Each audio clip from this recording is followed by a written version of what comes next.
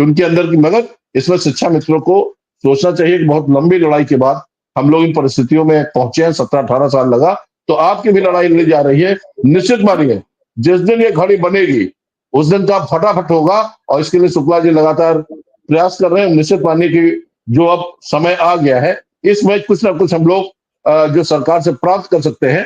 तो निश्चित मानिए कोई ना कोई निर्णय आप लोगों के पक्ष में, सब तो नहीं, हाँ कुछ ना कुछ निर्णय आपके पक्ष में निश्चित होगा, बहुत जल्द होगा। मिस्टर जी। बिल्कुल आपने ठीक कहा, और चूंकि समय हो चुका है, मनोज राय जी भी इंतजार में हैं, पहले हमने रोक दिए थे। तो मनोज राय साहब क्या कहेंगे? अंतिम शब्द आपका, शब्द है आपका, अंतिम बात मत समझ लेना कि आपकी अब अंतिम बात है।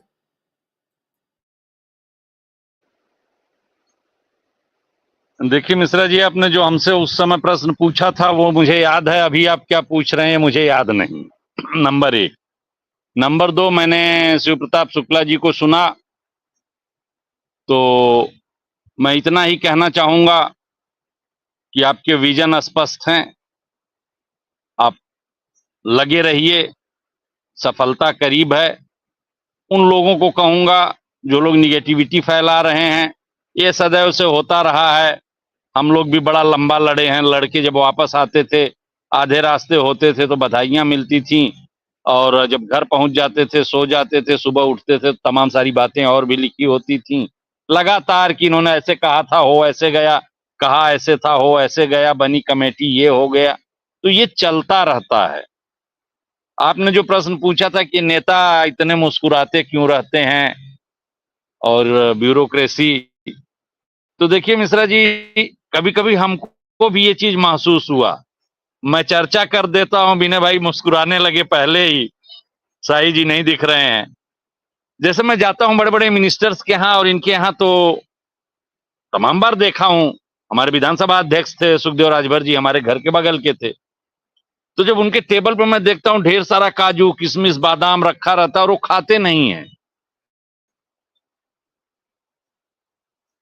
तो मैं ये सोचता हूं कि आखिर ये खाते क्यों नहीं है। गलती से एक बार मैं उस टेबल पर बैठ गया जहां काजू वाली प्लेट थी, तो मेरे उठते उठते वो खाली हो जाती है।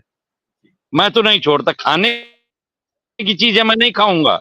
इतनी नैतिकता तो क्षमता होती है सर, जो काजू सामने रखा है वो न खाए। उसी के मैंने देखा है, महिला बिलक रही है, मैंने मंत्री जी को अपने सामने देखा है, उसका बेटा मर गया है। ये भी जानता हूं कि अगर उनको फर्क पड़ जाएगा ना, तो फिर वो इतनी बड़े उसको देखेंगे कैसे।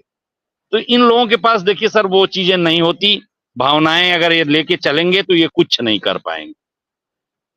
ये संवेदनहीन या संवेदन शून्य कहिए, इनको बहुत बड़ी दुनिया देखनी है। इनको न खुशी होता है न गम होता है।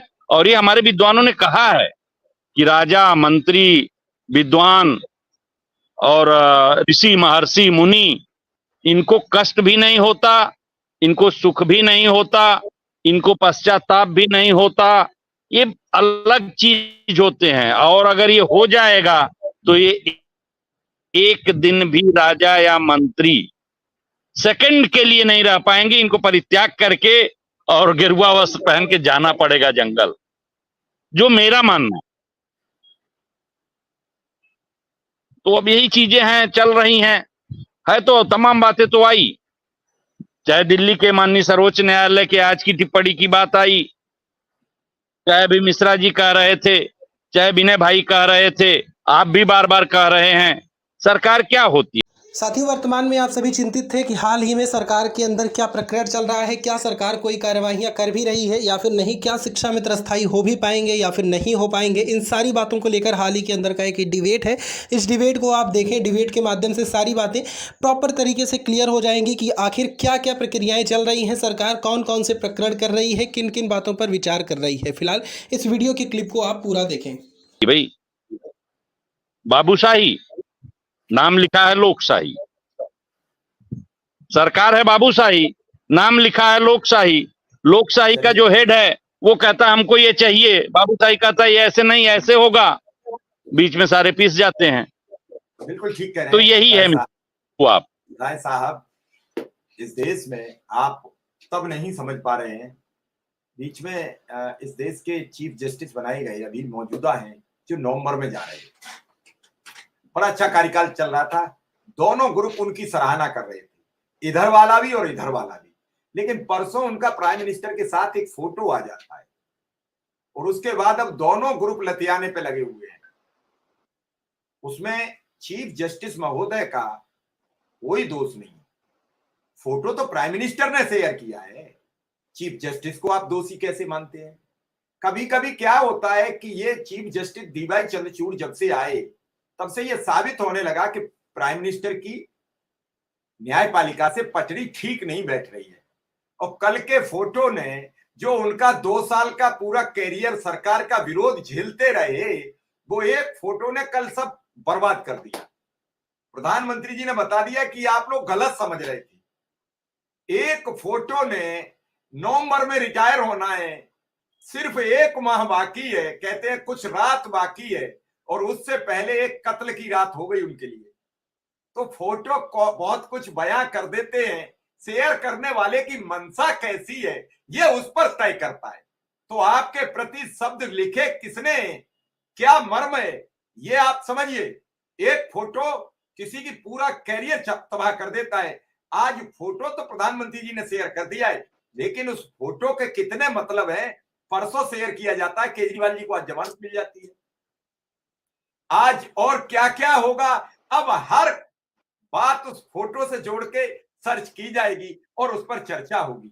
बड़ी गंभीर बातचीत है और इसको लेकर आज मैंने एक प्रोग्राम किया है। देखिए क्या शानदार प्रोग्राम है कि कैसे फंसाया गया चीफ जस्टिस को, कैसे किसी का कैरियर तबाह करते हैं ये नेता लोग, ये सार्वजनिक बात है।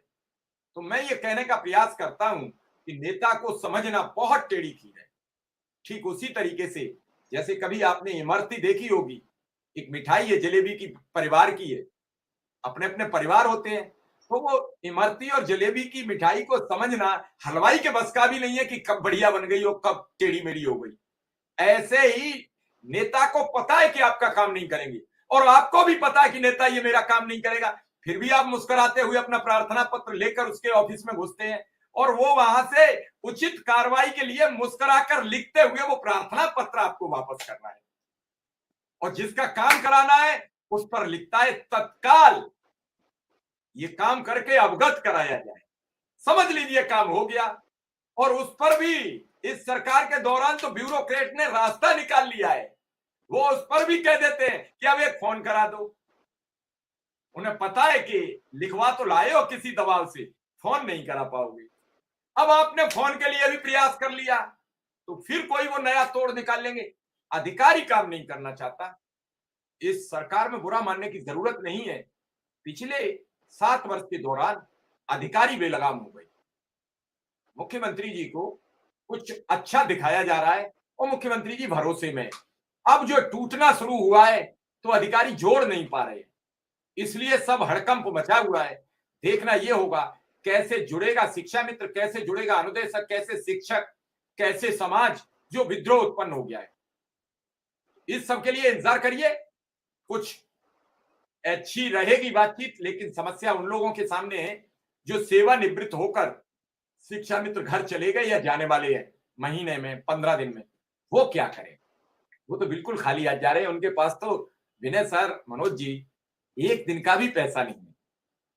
वो उनका जो मानदेय बनेगा 30 तारीख को, वो